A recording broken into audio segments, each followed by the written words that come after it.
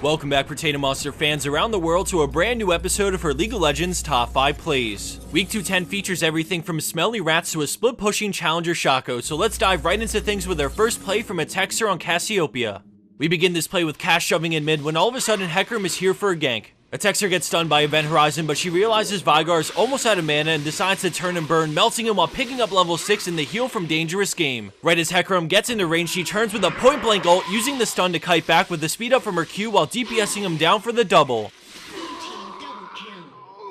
Landing in at our number 4 spot, we have TheStinkyGiant on Twitch with a huge play to shut down the enemy team. We start right into the action as they find a quick pick on Fizz, but he knows they're doing Baron, so he wards, opening up with his ultimate on Morgana as the shots pierce through multiple enemies and expunge on top of Baron gets him the quad. Thanks to a super bro Jarvan, Twitch is able to run around and get into range to pick up the Penta.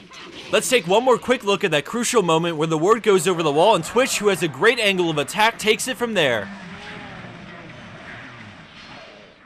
Womboing his way into 3rd place is Phantomles on Gnar with a beastly play to take over a team fight. After randomly chunking Jace out with poke, Gnar and Xerath follow through for the kill as Gnar starts stacking up rage. Once Jace goes down, he starts to move towards the enemy team, catching them grouped up with a hop flash and ult, locking down all 4 players while Xerath's ult rains down. Vayne tries to play the line of sight but ends up getting a boulder to the face, giving blue team the ace and ability to siege up.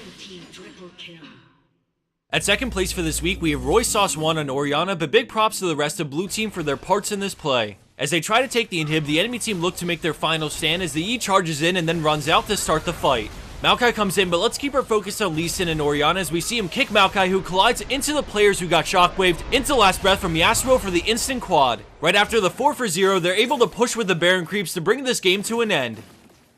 Our number 1 play comes from a challenger elo game as one of the most feared solo queue Shaco players goes on a spree. Coming in with a score of 5-3-8 and 201 farm, this Shaco is not fed, just a beast at splitting and farming. So now we see him doing just that, and as he puts pressure top lane, the enemy team is forced to respawn and we see them start to close in. At this point, he's looking to get tricky and isolate them, so he runs to the wall and fakes the deceive over it, causing the enemy team to spread out to look for him. This leaves Kassadin open for a pick with Ignite and Hydra, and then he ults, using this time to stall and wait for cooldowns. He drops a box and leaves the brush, stops for a second to bait the EQ from Jarvan, and while all of this is going on, he puts his clone on Caitlyn to get her low. Thresh lines up a hook for when he revives, but Shaclone is one step ahead and actually manages to turn the deceive into a surprise kill on Caitlyn. With nothing up, he goes into full juke mode, dodging another EQ while putting down a box that ends up double fearing them as Froggen comes in to save the day. Knowing the limits so well, Shaclone decides to go back in, deceive dodging another Q from Jarvan before bursting him down. Froggen follows up on Thresh to take him down as well, turning the split pushing Shaco play into the game-winning play.